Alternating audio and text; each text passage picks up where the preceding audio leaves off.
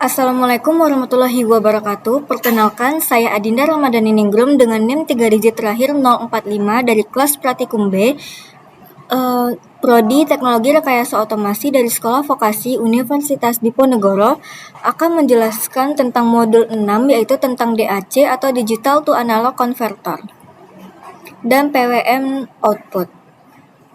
Setelah mempelajari bab ini, kita diharapkan mampu memahami prinsip kerja DAC dan PWM, mengimplementasi pada STM32 maupun ISP32, membandingkan kelebihan dan kekurangan keduanya, serta menerapkan teknik filtering dan debugging pada sistem embedded. Sebelum masuk ke materi utama, kita perlu memahami bahwa microcontroller pada dasarnya bekerja menggunakan sinyal digital yang hanya mengenal logika 0 dan 1. Namun dalam banyak aplikasi dunia nyata, kita membutuhkan sinyal analog, misalnya untuk menghasilkan suara pada speaker, mengatur kecepatan motor, mengontrol tingkat kecerahan LED, atau memberikan sinyal referensi pada perangkat elektronik lainnya. Untuk menghasilkan sinyal analog dari sistem digital, terdapat dua metode utama, yaitu DAC atau Digital to Analog Converter dan PWM atau Pulse Width Modulation.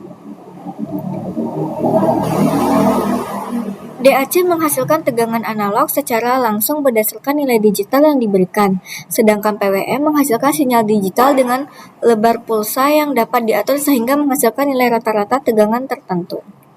Lanjut kita masuk ke teori dasar DAC.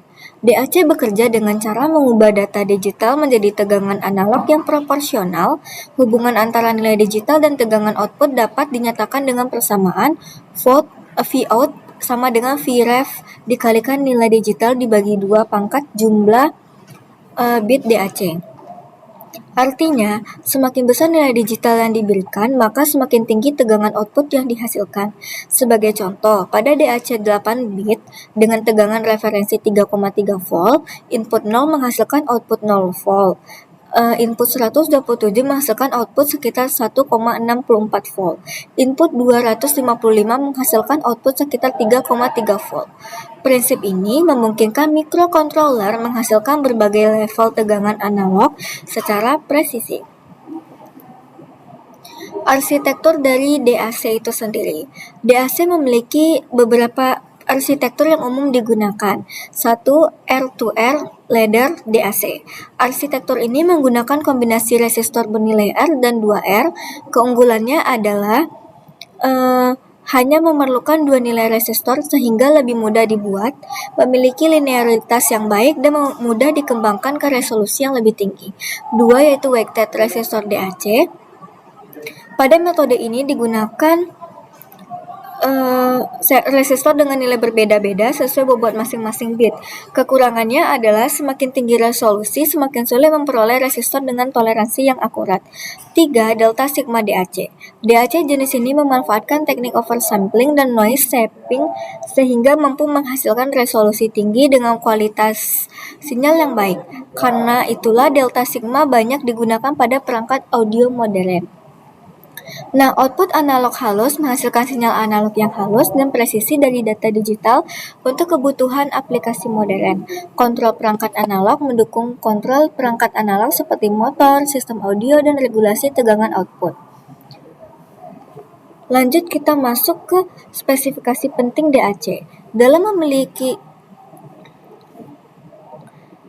memilih DAC, terdapat beberapa parameter penting yang perlu diperhatikan. Pertama, resolution, yaitu jumlah bit DAC seperti 8 bit, 10 bit, atau 12 bit. INL atau integral non-linearity, yaitu deviasi karakteristik DAC terhadap garis ideal. DNL atau differential non-linearity, yaitu kesalahan ukuran langkah antar kode digital. Settling time, yaitu waktu yang diperlukan output untuk mencapai kondisi stabil. Glitch energi, yaitu gangguan sesaat saat terjadi perubahan kode digital.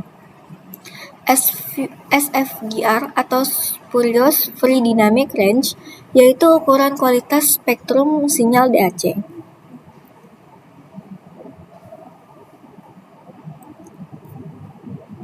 Ini merupakan klasifikasi DAC. Ini merupakan R2R ladder DAC. Lanjut DAC pada STM32F103. STM32F103 memiliki dua channel DAC dengan resolusi 12 bit. Beberapa fitur DAC pada STM32F103 antara lain dua channel DAC resolusi 12 bit, output pada pin PA4 dan PA5, output buffer internal, dukungan DMA, trigger dari timer maupun software, dan juga proses kerjanya dimulai ketika data digital ditulis ke register DAC. Selanjutnya, data dikonversi menjadi tegangan analog dan dikeluarkan melalui output buffer menuju pin output. Pada implementasi menggunakan HAL library, langkah konfigurasi meliputi mengaktifkan clock DAC, mengatur pin sebagai mode analog, mengkonfigurasi channel DAC, menjalankan DAC menggunakan fungsi HAL_DAC_start. Setelah itu, nilai output dapat diubah menggunakan fungsi HAL_DAC_set value dengan tegangan nilai 0 hingga 4095.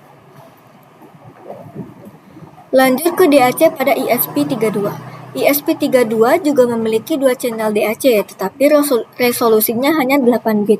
Karakteristiknya DAC ESP32 adalah DAC1 pada GPIO25, DAC2 pada GPIO26, resolusi 8 bit, mendukung DMA, memiliki Cosine Wave Generator bawaan. Fitur Cosine Wave Generator memungkinkan ESP32 menghasilkan gelombang sinus secara hardware tanpa perlu perhitungan kompleks dan CPU.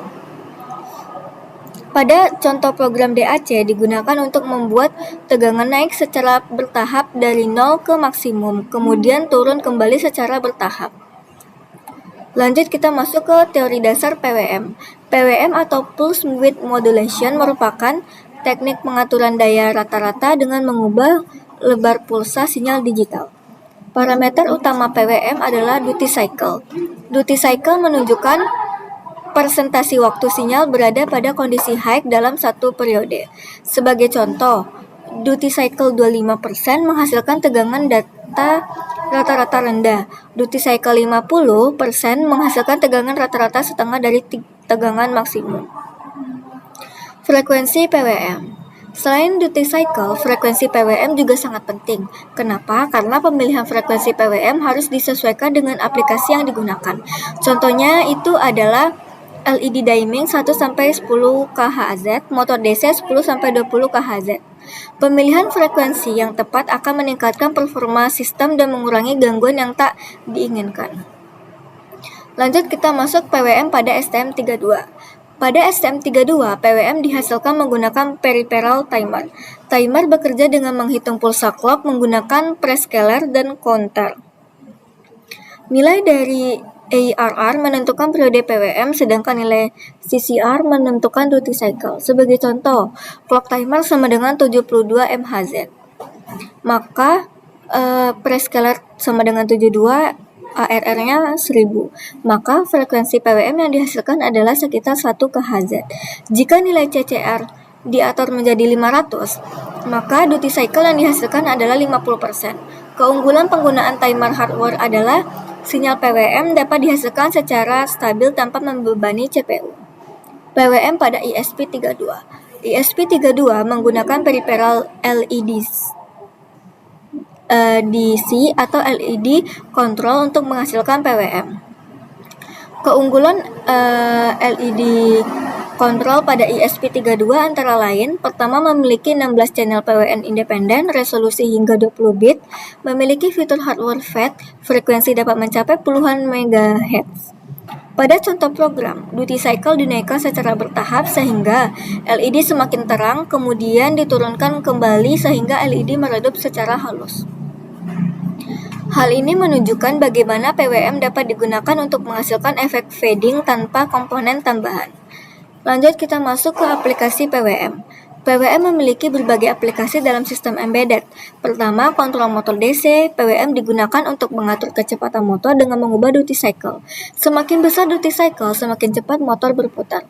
Lanjut ke kontrol servo motor. Servo menggunakan sinyal PWM dengan frekuensi 50 Hz. Lebar pulsa menentukan posisi sudut servo mulai dari 0 derajat hingga 180 derajat.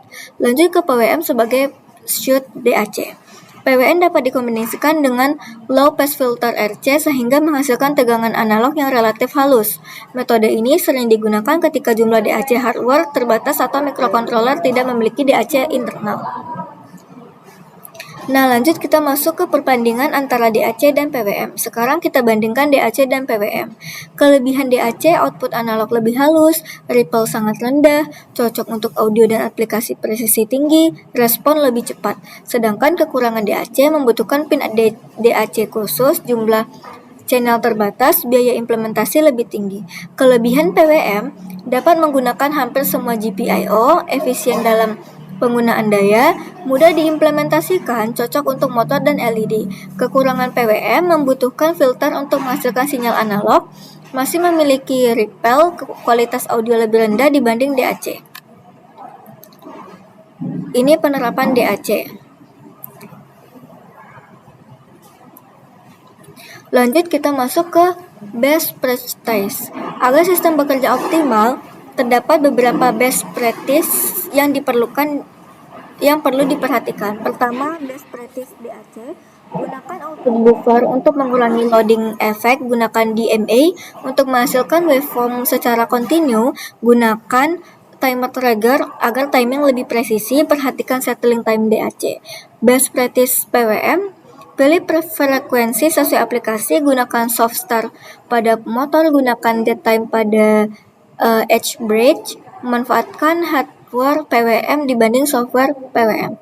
Lanjut kita masuk ke kesimpulan. Sebagai kesimpulan, DAC dan PWM merupakan dua metode utama untuk menghasilkan sinyal analog dari sistem digital. DAC menghasilkan tegangan analog secara langsung dengan kualitas yang lebih baik dan presisi yang tinggi.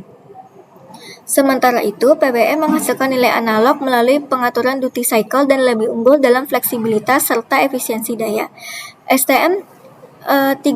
STM32 ataupun ESP32 menyediakan fitur DAC dan PWM yang dapat digunakan untuk berbagai aplikasi seperti audio, kontrol motor, servo LED, diming, dan sistem embedded lainnya. Sekian presentasi dari saya. Wassalamualaikum warahmatullahi wabarakatuh. Kita lanjut ke simulasi yang saya dan teman-teman saya lakukan pada praktikum lalu. Ini adalah percobaan pertama menggunakan dengan output LED dengan microcontroller STM32 dan kita atur pinnya pin DAC ke pin PA0. Sebenarnya STM32 tidak memiliki pin DAC, jadi kita setting sendiri dengan program di sini. DAC adalah pin PA0. Nanti void loop itu ini ya, di nyala mati kita atur. Hasilnya adalah nyala mati, dan untuk gelombangnya adalah seperti ini.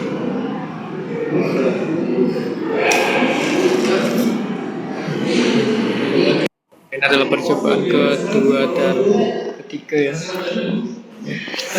menggunakan servo dikontrol dengan potentiometer. Servo di potentiometer, coba. Ya, masih tersangkut ya. Enak aja wes.